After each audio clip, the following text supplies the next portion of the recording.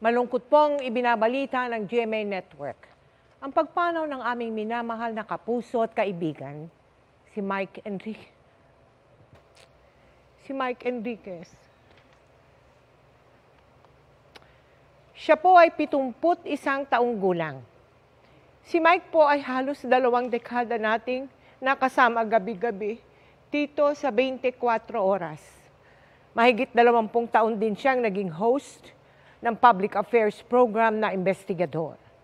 Si Mike po ay nagsilbing presidente ng RGMA Network Incorporated at naging Senior Vice President and Consultant for Radio Operations ng GMA.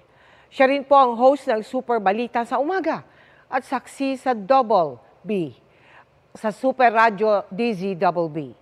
Mahigit 50 taon ng buong pusong naglilingkod sa mga manonood at tagapakinig si Mike na nagsimula sa industriya noong 1969 at naging bahagi ng GMA Network noong 1995. Nagluluksa po ang Board of Directors, Management at Empleyado ng GMA Network Incorporated sa pagpanaw ni Mike.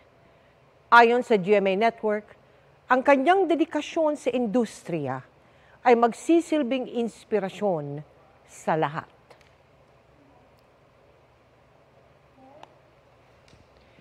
Sa mahigit 50 dekada niya sa industriya ng broadcasting, hindi maikakaila ang tatak at kontribusyon ni Mike Enriquez sa trabahong kanyang minahal ng buong puso.